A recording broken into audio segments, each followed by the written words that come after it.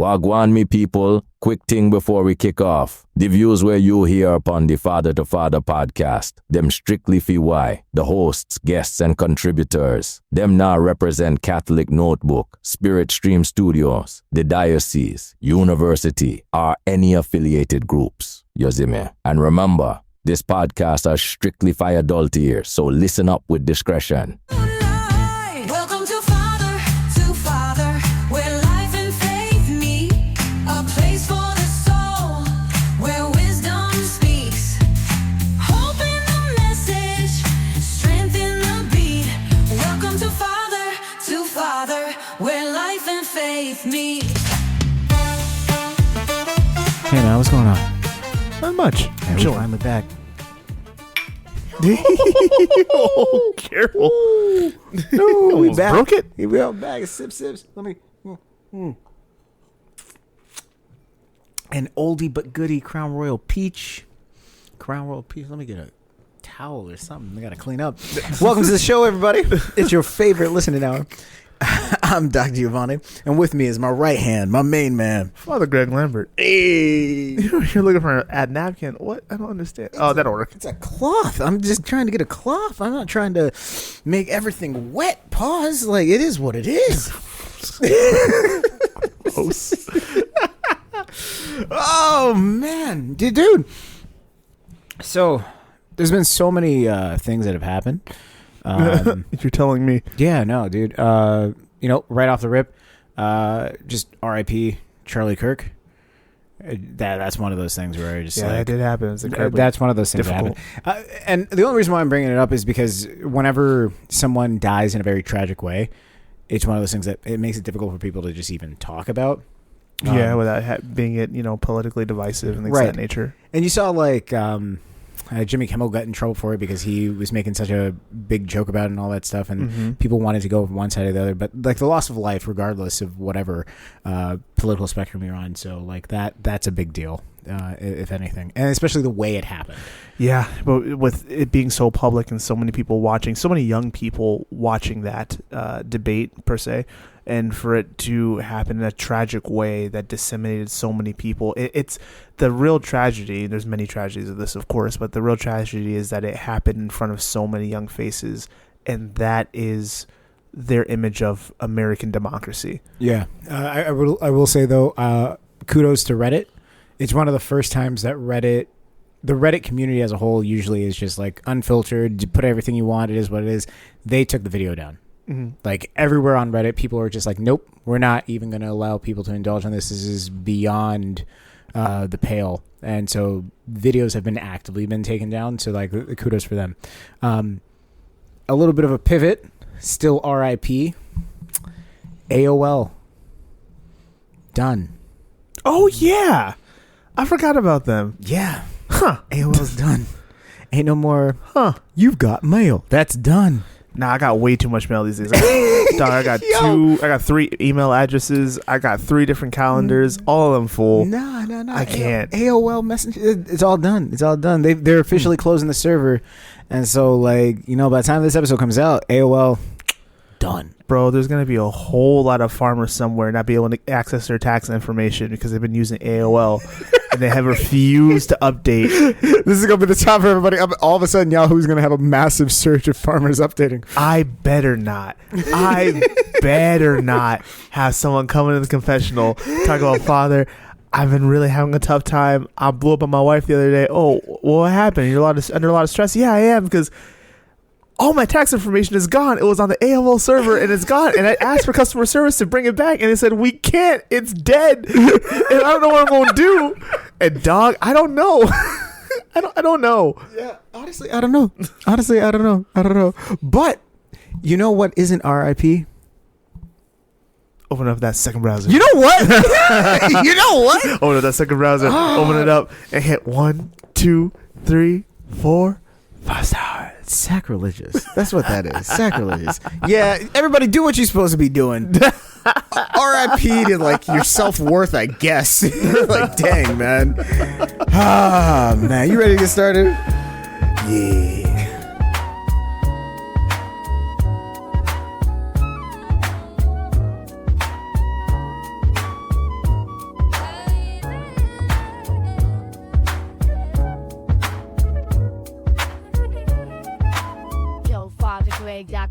misunderstood.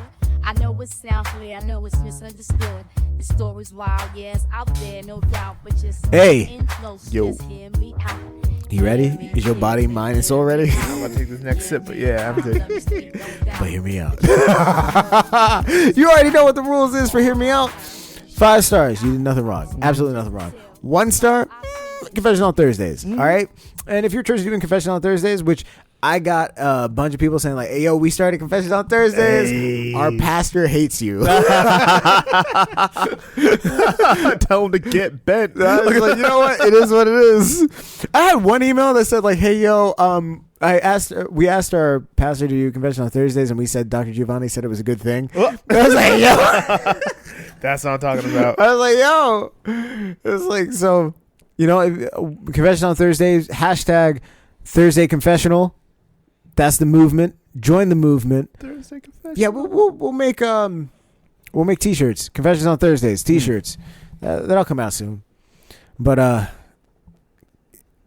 you ready to get started? Oh yeah. Okay. But hear me out. If I'm safeguarding keeping Emily from losing Jake altogether, is it really cheating? What? Wait, This hold on. sounds mess. Wait a Hold on, minute. I didn't finish the time. But hear me out. If I'm the safeguard keeping Emily from losing Jake altogether, is it really cheating to keep the situationship alive, even if he marries her? Yes. Yeah. Like there's really not even a conversation there. No yet. judging. No judging. I'll hear it out, but I'm sure. Very first. Wow. Okay. Father Greg. She already knew. The fact that's how I know when we start these and they immediately address me first, like, "Hey, yo, the moral standard." I just want to go ahead and, like, you know, please my case. Like, so don't tell me I know what I've done wrong, but is this last part? Is this really wrong? Is it really wrong? Like, But hear me out, though. But listen. It says, "Okay, Father Greg, before you say anything, I need you to reserve judgment until the end. I'm not judging. I'm just telling you what's right. I what's wrong. know exactly how it sounds, but hear me out. Relationships don't fit into a neat box. There are more than one kind. They can if you cross the line. Some are official, some are temporary, and some are in the middle. Situationships. Dr. Gio, back me up on here. See, because you are fluent in ho, like, so they know exactly how. It's a dead language for you. I'm just saying. All right. 3 years ago, I was dating this guy, Jake. It was real. It was steady. It was love. It was passion. But he moved away for work, and we agreed to end things. Only it wasn't really ending things. We didn't fight. We didn't fall apart. We just shifted from boyfriend and girlfriend to something looser. Calls, texts, late night check-ins, dinners when he was in town, and then dessert afterwards. Then Jake moved back, and out of nowhere, he started dating my younger sister, Emily. She is the girly type. The one who likes to steal my sweaters and takes my playlist and things like that. I thought it was a joke at first. I even asked her, "You know, we used to date, right?" She shrugged like it was ancient history, like it didn't matter. But it did. Because Jake still looks at me like it was never over. And at my birthday, he cornered me and said, "I don't know how I'm supposed to marry her when I'm still wanting to be with you." What? Here's what everybody doesn't factor in. Emily had pelvic surgery 3 months ago, right before her bridal shower. She needed 3 months of recovery to start pelvic floor therapy.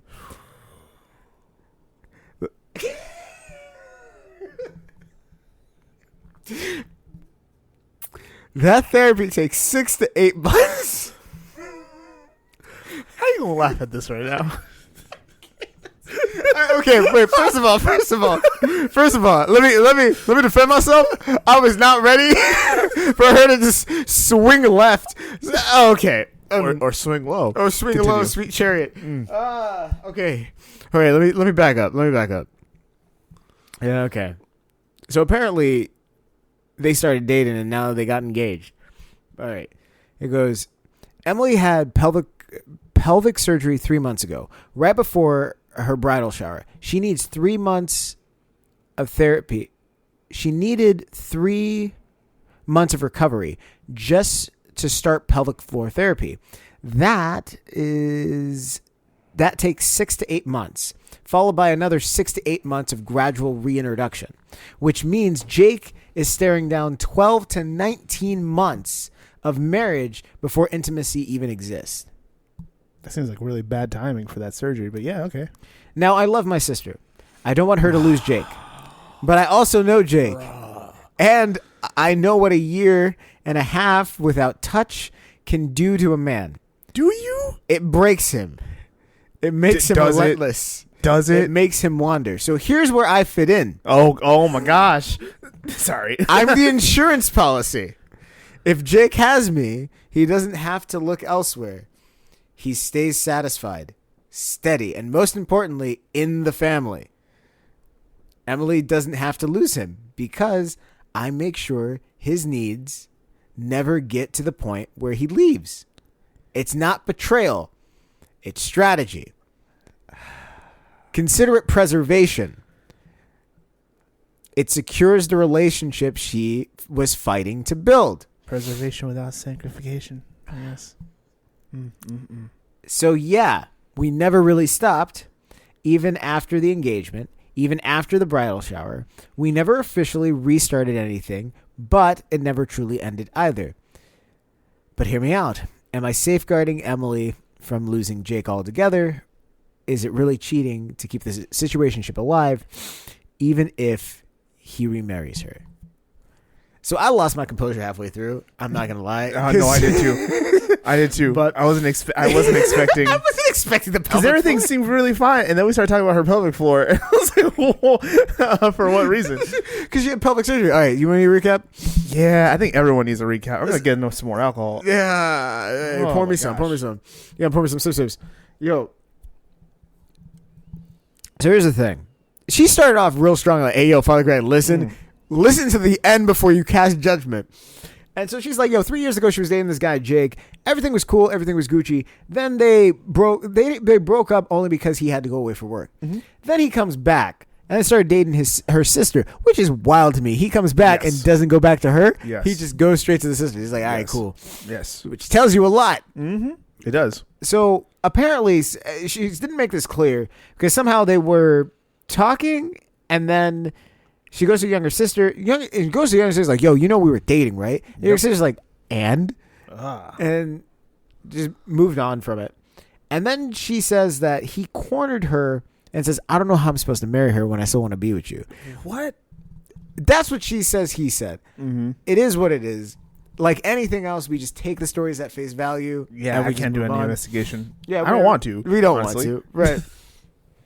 And then she goes into the part where I lost all composure. It was just like, yo, so here's the thing that nobody wants to factor in. Emily had pelvic floor surgery 3 months ago, right before the bridal shower. And 3 months of recovery for the pelvic floor surgery. And then it's going to take 6 to 8 months, followed by another 6 to 8 months of gradual reintroduction. So Buddy's looking at 12 to 19 months. No yum fun time. Just nothing. The Israelis would call it haha. Haha. Just no haha. Like none of that.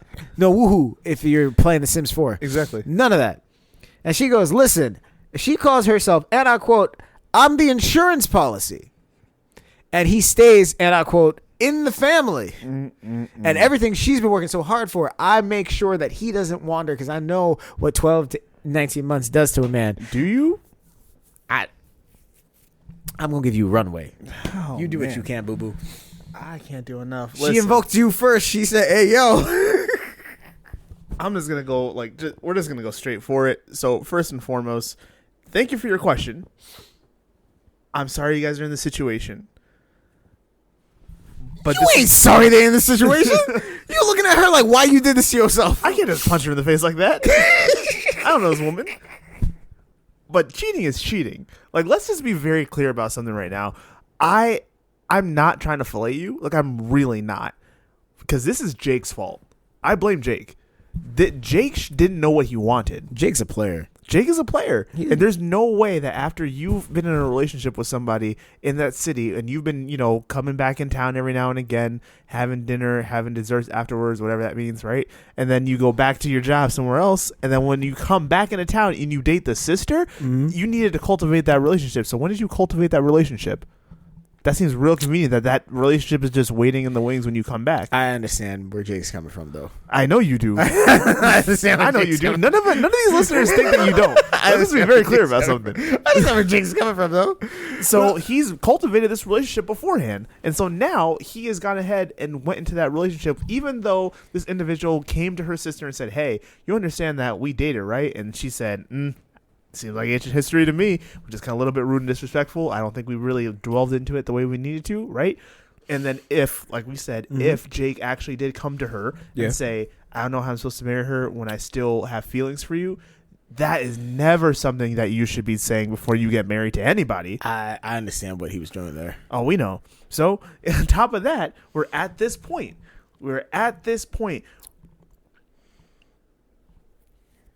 What needs to be understood and what needs to be talked about is that, one, this pelvic injury is really bad. That's terrible. That's a lot of sacrifice, especially before your wedding.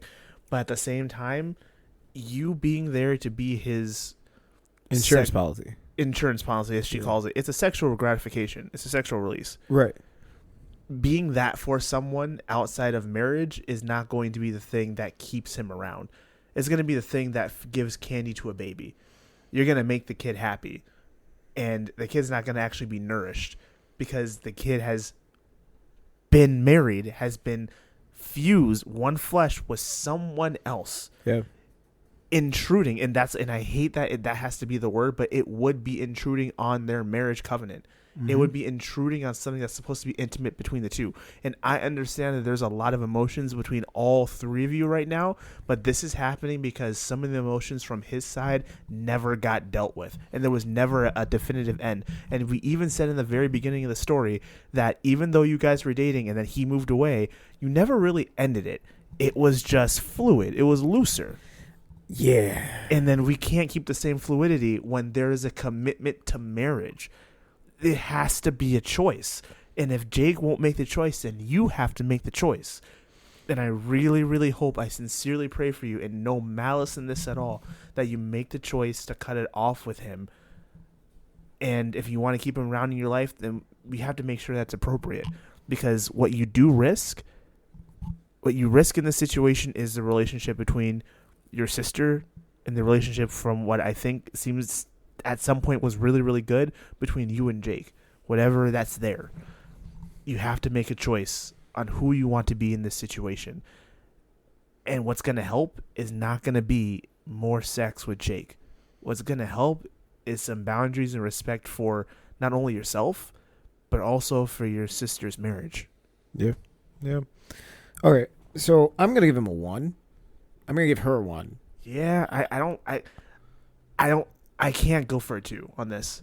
And I'm not saying that you're malicious in intent, but I do understand that you know what you're doing all the way through, and I can't justify giving you a 2 for that. I would have to go for a 1. Part of for me, though, from like a practical standpoint of like why I'm giving her a 1 is just basically because, like, first of all, here's the thing. Situationships are a thing. Like, I'm going to say that. Situationships are a thing. No, they are. We know this. Because you have, like, there are times where you're in a relationship with somebody and there really isn't a neat title to give the type of relationship you have. Right. And so, like, yeah, I have a friendship, or it's not really a friendship with someone of the opposite sex. We don't cross the line. We don't really do anything foul, but like, that's the person I call whenever I have to go to a fancy dinner. Right. And that is my fancy dinner partner. And that is it. Or like, yeah, if I'm going to sporting events, this is the person I do it with. Like, it's certain things that are like, yeah, I developed and cultivated this relationship with this person, and it's a situation. Like, in some cases, yes, the sex is involved. In some cases, sex is not involved. Like, sex is not the ultimate end point here. It's more of the fluidity of the relationship without having to say like, this is my boyfriend, this is my girlfriend, that type of thing, because they don't fit in that category, or I'm already attached to somebody else and I still value the relationship that we have, but it's a lot closer than friendship. So I can't really define it. So it's like, okay, yeah, we're in kind of this situationship type of thing.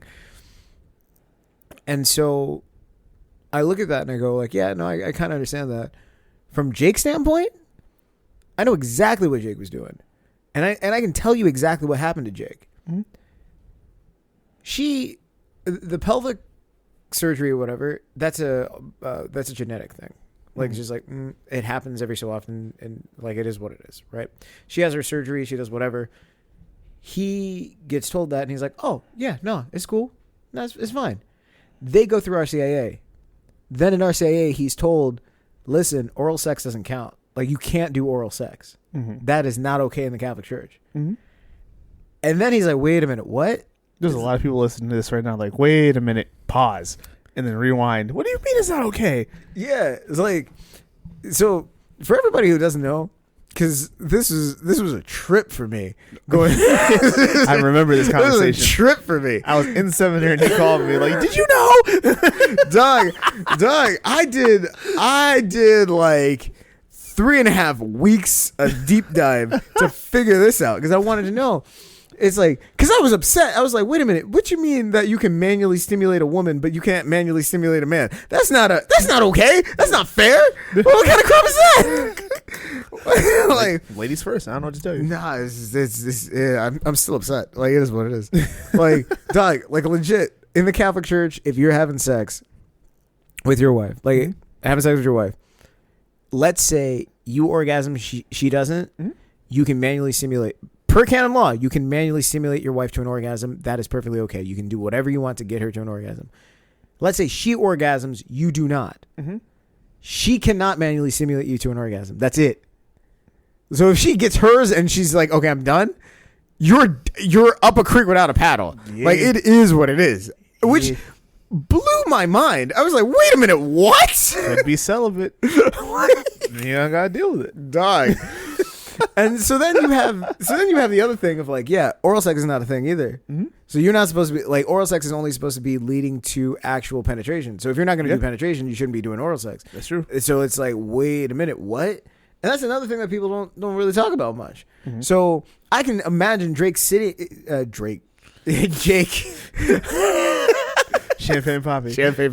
No, I can imagine Jake sitting there going like, wait a minute. What you mean oral sex ain't a part of it? Because in his mind, is like, oh, that's fine. We got options. And the church goes, anal is not an option. What? That's a bleak meeting for him. Right? He's like, yeah, anal's not an option. What? Also, oral's not an option. What? Yeah, anything that's not traditional penetration or doesn't lead to traditional penetration, not an option. And I guarantee you this, they went to the person who was helping prepare them for marriage, and the person felt real uncomfortable and then bounced it back to father. And father was like, I wasn't expecting you to be this distraught over this news. And then I wasn't expecting this. And then he says, you understand that she had pelvic floor surgery, right? So you also understand that means after we get married, I'm looking at 12 to 19 months at minimum, maybe more, where we cannot have sex. And then father's sitting there going, listen, that we sacrifice. Poor Father Leon. We have sacrifices that we all have to give. You know, the rite says that you have to sacrifice as a man. They just offer this up as a sacrifice. It's not forever. It's only like 12 to 18 months. Which, low key, I just got to say this. Sometimes, this is a PSA to some priests, you really got to work on like your understanding of what it's like for someone who is having sex. When you sit there and be like, I don't see what the problem is, just don't have sex. You don't have it. That's fine. That's true. That's perfectly fine. But I'm married. I do. So when I sit there and I tell you, listen, NFP eliminates a total of 14 days of sex that I could be having, and now you're telling me to like, oh, now it's only literally 14 more days. Like, I only have 14 days left. And in that 14 days, that gets narrowed down to maybe like 10 days or so, depending on fatigue and all that stuff. He's like, I got 10 days? Dude, we're looking at an average of like what, 4 times a month? That's not that much. Like, what are we talking about here? And you go to a priest and they go, well, you know, it's a sacrifice. What you mean sacrifice? What would you rather him say though? Something. Uplift me. What? It's your job. What? It's your Wow. job. It's your job. Uplift me. Wow. I'm not here to do your job for you. It's not my job to uplift you. It's your job to uplift me. No, it's not. That's why you get No, paid. it's not. That's No. why you get paid. No, Uplift it's not. me. Uplift me. If I got paid proportionate to how much I actually did, I'd be making a lot more money than I am now. So let's just. I mean, like, it depends on the diocese, though. Like, for real, if you were in a better diocese, you get paid more. Like, for real. But that's neither here nor there. No, but like, if you look at it, I guarantee you that's the situation he found himself in. He found himself in that situation, and then at the end of it, he's just like, "Yo." So then, by the time the bride, like that whole situation comes, he probably found her and was just like, "I need to secure the bag with her.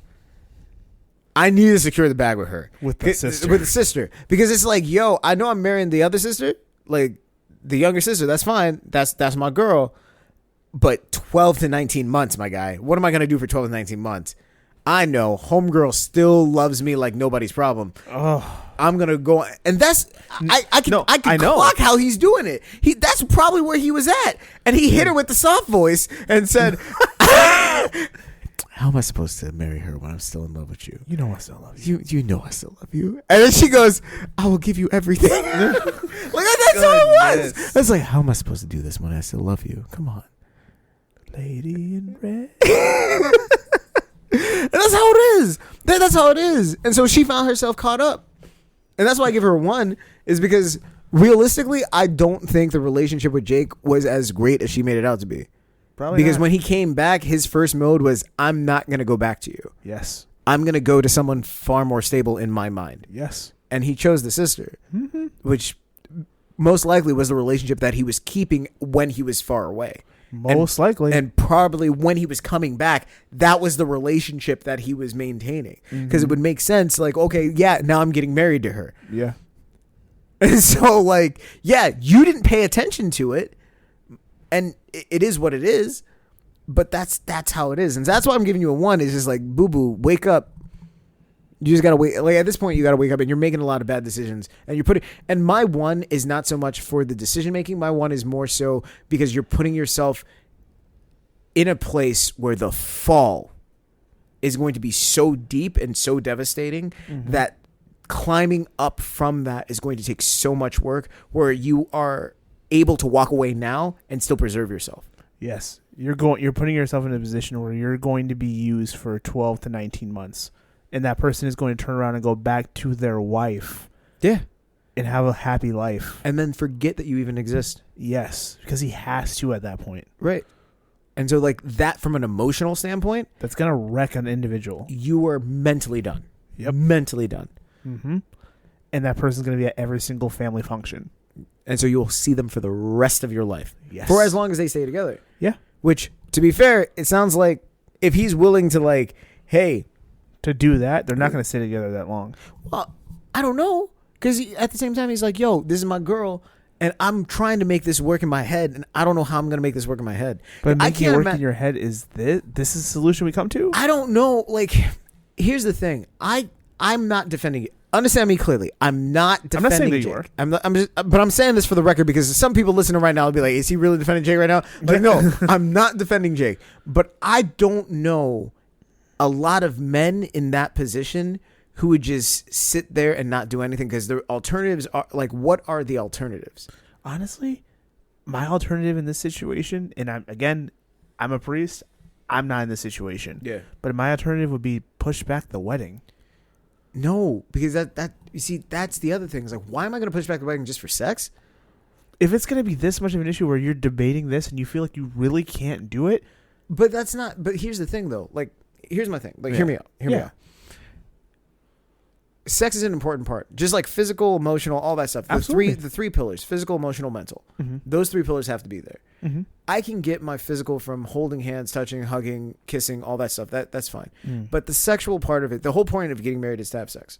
Like, sex is about unity. yeah, like, but I still make this argument that the difference between a friendship and a relation, like a marriage, is the sex. Yeah, Like, it's fair. I can do sex with my wife. I can't do the sexes with other people. Like Yeah. that's many people try, and it wrecks their lives. right. Yeah. So in that standpoint, if I've already committed to this idea and I'm like, okay, cool, and I know it's going to be 18 to 19 months, so I know it's going to be a short period of time. Like it's long, but it's going to be a short period of time in the grand scheme of forever, right? So my mental calculus here is like, what do I do in the time period?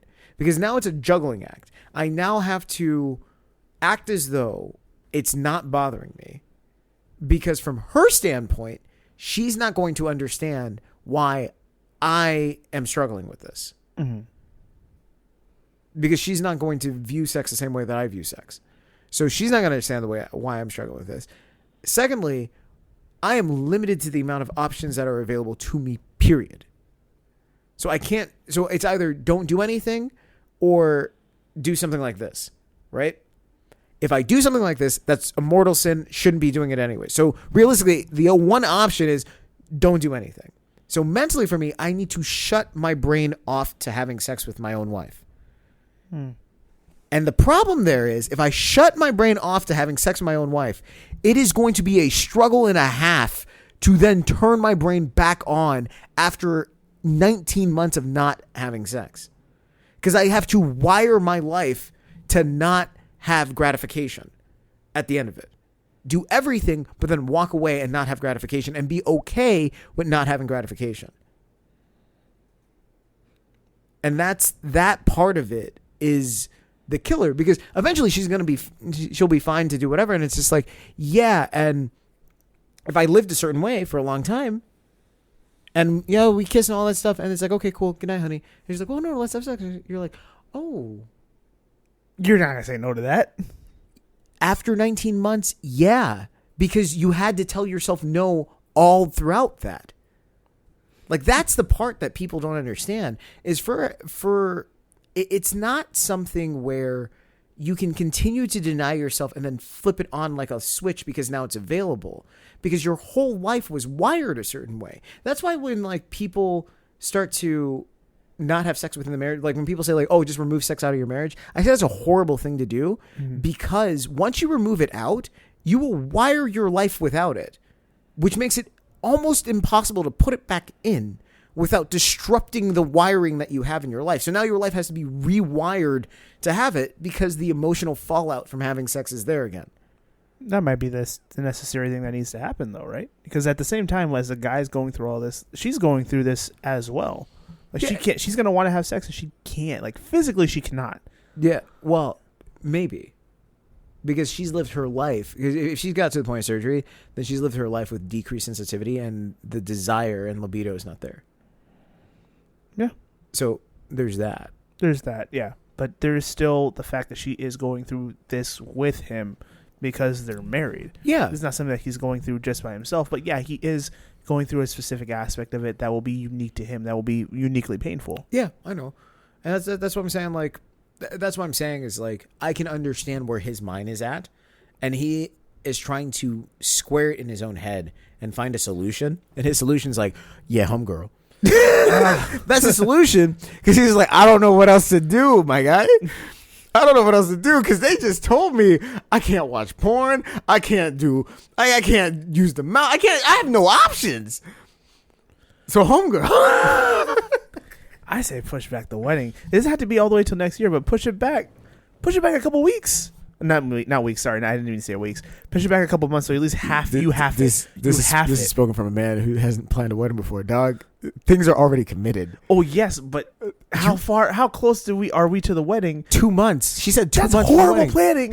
That's horrible planning for a wedding. If it's been committed, then you should have known when you were supposed to be able to go through the surgery. Who planned this? Who organized the surgery? Because it ain't easy to get, so you can't push it back another 6 months. Do you understand how hard it is to get surgery? 6 months?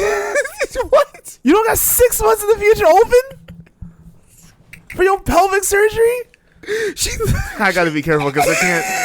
I was gonna go to a place and I had like 4 things lined up. I was gonna say a rapid fire and all of them were bad. I can't do that. You know what? Did we get it right? Did we get it wrong? I gave him 1. He gave 1. KevinGilbert.org says follow the Father. KevinGilbert.org says F2F. let us know. But here we are. Yo, Father Greg, Dr. G. Back when I needed a man, all I got handed was traps. Said boy go be great, but gave me no pass, so I bled from the faith I ain't know I still had. Good advice don't come cheap, real ones ran wisdom don't tweet. Now I walk through the dark trying not to repeat the same fake love that they handed to me. They come to me now like I know the route. Big bro, what's the play? Can you help me out? And I try not to laugh, but I see myself back when I was broke, begging somebody else. Ain't no manual for this, just pressure and heat. You get Hey burned man, by it's the ones time for The black lung? maybe. Follow the advice is back. Back from the dead. It is. Fatherly advice is back. It's one of those segments that like comes up periodically, and when it does, it like people love it. We got a lot of popularity from this. Yeah, I know, and I like the song, the new intro for Fatherly Advice. Oh, heck yeah. Going from like the Paramore Fatherly Very Avril Lavigne. Advice, da-da-da. Yeah, and now it's just boo doo doo doo doo. It's nice. I like it. I'm a fan. Yep.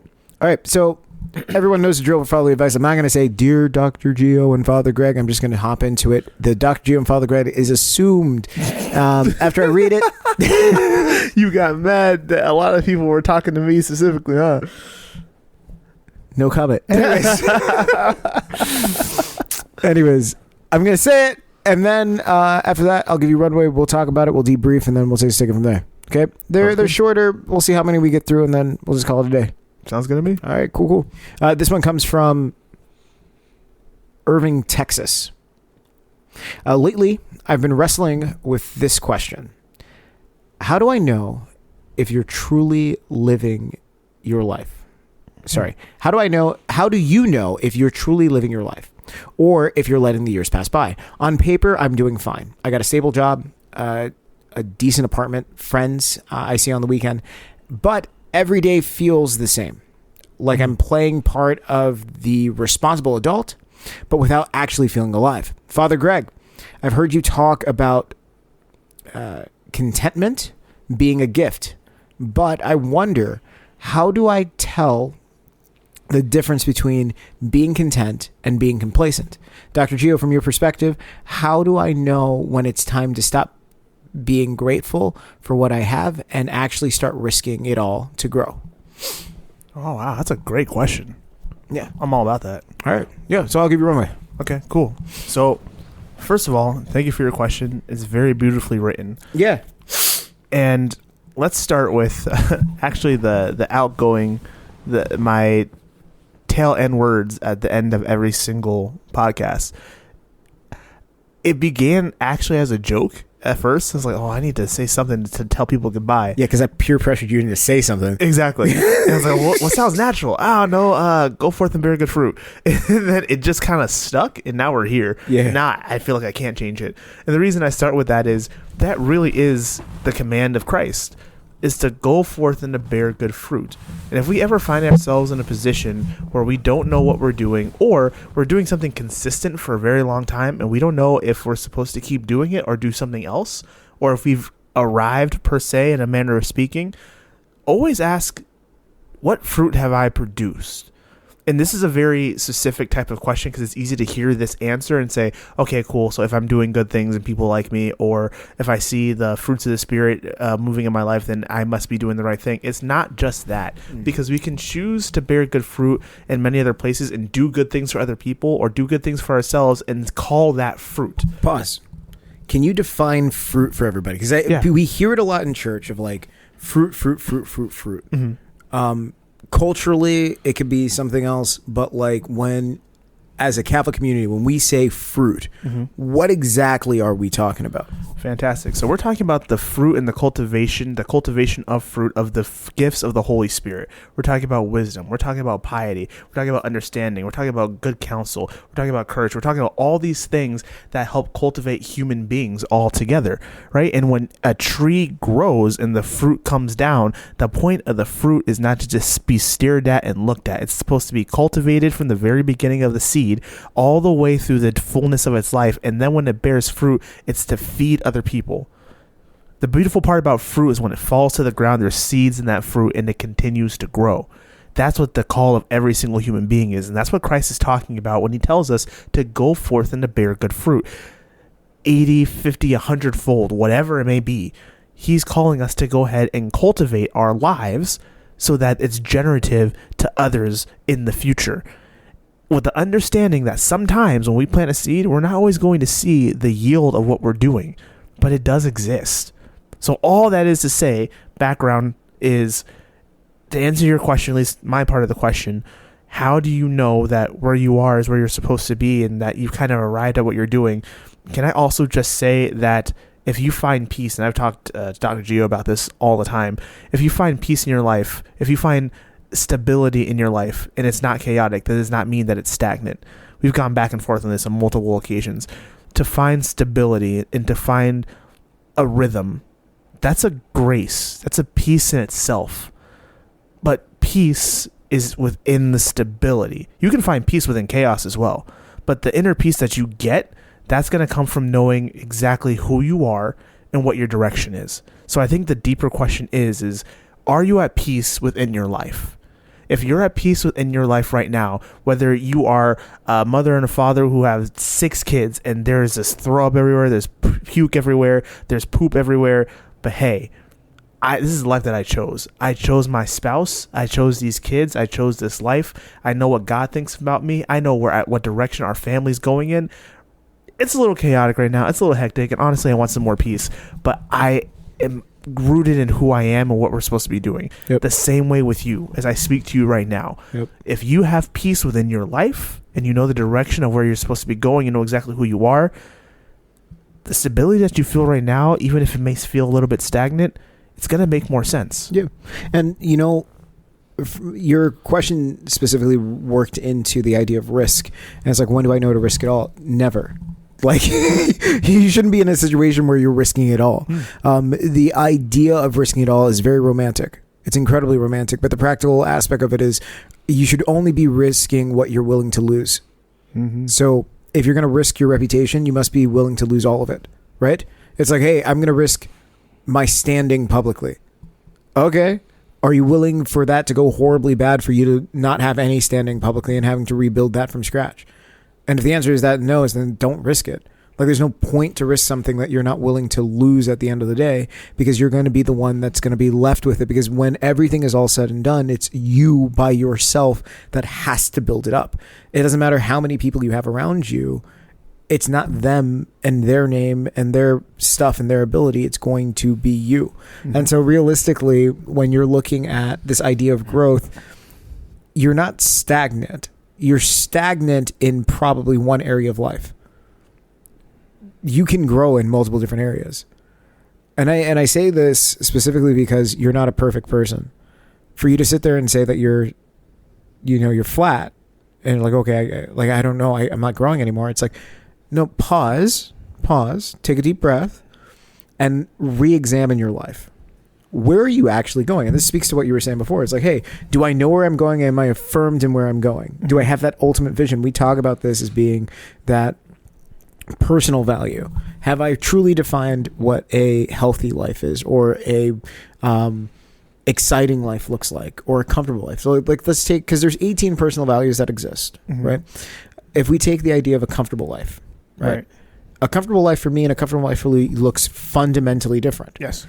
And so if you define those things out, well, I want to be making $200,000 a year. I want to be driving this type of car. I want to be living in this type of neighborhood. And you're putting all these things down. Well, it gives you actual achievable benchmarks for you to hit. And those are goals. And the things that people don't realize is that goals are not endpoints. Goals are markers to tell you how far you're going. It's kind of like on the road where you see the sign that says, oh, X amount of miles to the next exit. That's what goals are. It's like, oh yeah, we hit the 244 marker. That was your goal. Great, you've made it. Now move on to the next one. Mm-hmm. But your end point is going to be your destination. That's why I really hate when people say the journey is the most important part. No, it's not. The journey's not the most important part. The most important part is getting to the end. That's what we care about. We care about the end. We don't care about the journey. But we're journeying in faith. No, we are not. We are not journeying in faith. Anyone who sits there and tells you to focus on the journey and not the end part is the person that doesn't know what they're doing. Because if you're focusing on the journey, here's the thing, and this is the critical logical fallacy that's there. If you focus on the journey, then you're focusing on every little thing. And if something goes wrong along the way in the journey, what do you magnify? Everything that goes wrong. You're not focused on where you're going. So if my car breaks down on the way, if I'm going from Iowa to California and my car breaks down halfway to Alabama to California and I'm just focused on the journey, my whole thing is crushed. Everything I have is crushed. That's true, though. Nothing else matters. Even if I arrived to California, I broke down along the way. It was crushed. Mm-hmm. But if the point is to get to California, me breaking down along the way is just a chapter in the journey. It's like, hey, we broke down in Idaho. And then we went to this and we did this and that, and we finally made it here, and now we're in California. That's a different mindset because now I'm focusing on where I'm ending up. I don't care about how I got there. I'm just trying to get there. So people like it's poor motivational speaking, in my opinion, because it's just like, oh, well, yeah, focus on the journey. Well, why? That's every single decision I have to make every single time. And you can become obsessed with that. And becoming obsessed with the small decision making ruins the big picture, because now every failure that happens, because we make a lot of bad decisions, every single bad decision you make becomes an indictment on who you are, rather than, hey, that was a pen stroke. But when you take a step back, that pen stroke was necessary for you to understand what the bigger picture looks like. Look how beautiful that big picture is. This is what God is trying to get you to see. But yeah, these pen strokes are necessary. Mm-hmm. That's pretty much it. So I'm encouraging you here, only risk what you're willing to lose tomorrow. If you're not willing to lose it, don't risk it. And reevaluate your life and try to figure out, like, hey, you know what? What am I actually good at? What am I not good at? What levels am I actually trying to get? And put objective markers, and then compare yourself to someone who's really great. That's a wonderful thing, because now you know, oh, if I'm trying to be a good speaker, who's a really good speaker? How do I compare to that person? Correct. Great. And then this is where the margin. What is my max? If I'm really, really good, where is my ceiling? Can I get better? And if the answer is nope, this is as high as you're going to go, great, move on to the next thing. Accept that this is as high as you're going to go. The problem is when we refuse to accept that this is as high as we're going to go, and then it turns into an obsession of, well, it's not fair that this is as high as I can go. So those are my thoughts, man. I agree. Yeah. Search for that. Keep searching for that inner peace. Yeah. So those are our thoughts to you. I just want to say, hey, keep your head up, keep your chin up. Your journey is just part of it. You're trying to get to the end point. And for all of us, our end point is trying to get to heaven. Yeah, absolutely. I'm trying to be a saint. Right. So realistically, everything that happens, you are the summation of all things good and all things bad. So don't sell yourself short. You're doing great. Because if you're thinking about this, I'm going to let you know this right now. If you're thinking about this, you are a prime candidate for counseling. Now you're in a point where self-actualization is actually within reach, which is a wonderful, wonderful thing. So that's all I got to say. You have anything to add? Nah, man. Carry Jesus with you everywhere you go. All right, cool. Hey, remember, we love you. We're praying for you. We'll add you to our list. And yeah, thank you for listening. God bless.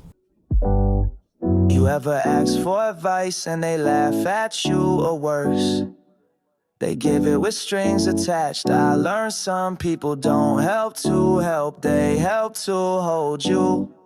So be careful who speaks over your soul, 'cause not every God told me came from God. Not every I got you means you're safe. Some just wanna wear your story like a chain. Good advice is a treasure map buried in pain. Real truth ain't loud, it don't chase fame. Now I write what I needed, tattooed in flame, for the next lost soul walking out of that rain.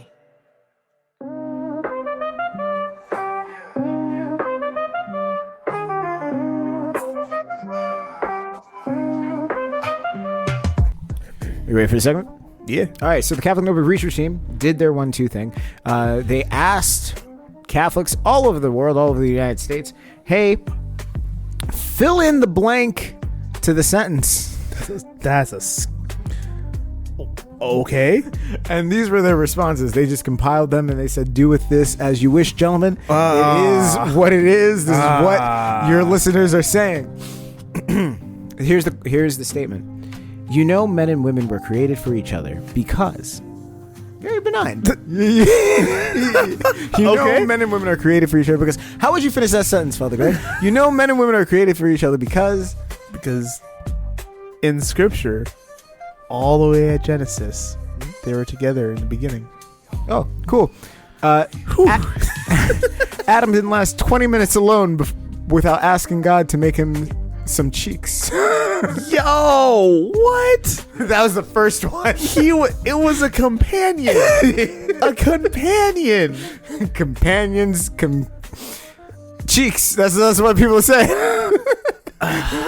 Cheap, but okay, fine. Second one. Eve saw free real estate and said, bet. She's a girl boss. I don't know what to tell you. It is what it is. God knew men would ask for directions, so he gave them women. I mean, GPS works too, but that's cool. Yeah. Remember, the question is, you know men and women were created for each other because someone has to keep track of birthdays. There's only 2 of them. I know. I don't understand. They talk about like kids, friends, families. It is what it is. Otherwise, there'd be no one to roll their eyes at dad jokes. That's cute. That's really cute. Men needed someone to stop them from eating Hot Pockets 3 times a day. That sounds personal. That sounds like an issue that someone else had, but okay. Who else is going to say, fine, get the couch then, and mean it? That also sounds personal. Men invented war, women invented Target. They can be Balance. the same place. Depends. The right time of year. Yeah. Remember the question? You know, men and women were created for each other because otherwise Adam would be still naming animals like long necky thing. Sure. You can't spell holy matrimony without holy arguments about thermostat settings. That's probably at least a little bit true. Yeah, no, for sure. Now, I got to tell you this for free. Brittany and I had hellacious wars over the thermostats. Oh, I know. This woman would rather the house be 80 degrees in the middle of the summer. I was like, you out your mind if it's 80 degrees. Mm-hmm. 72 was where we like stopped, and I said, listen, I'll do that during the summer sometimes. But if the temperature outside ever hits an 8 or a 9, that is going down to 70. Mm-hmm. And she's like, okay. And she's like, but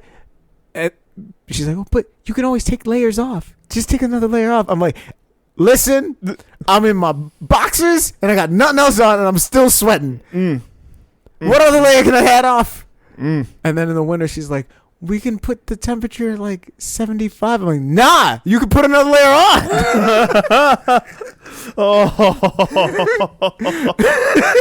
You can keep putting layers on until you're warm. They don't tell you about this in Pre-Cana. No, they don't. They don't. They really don't. They don't tell you how to ask your significant other, how do you sleep?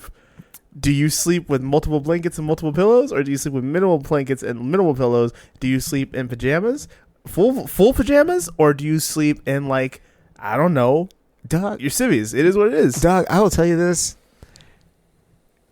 Decorative pillows wasn't a thing for Brittany.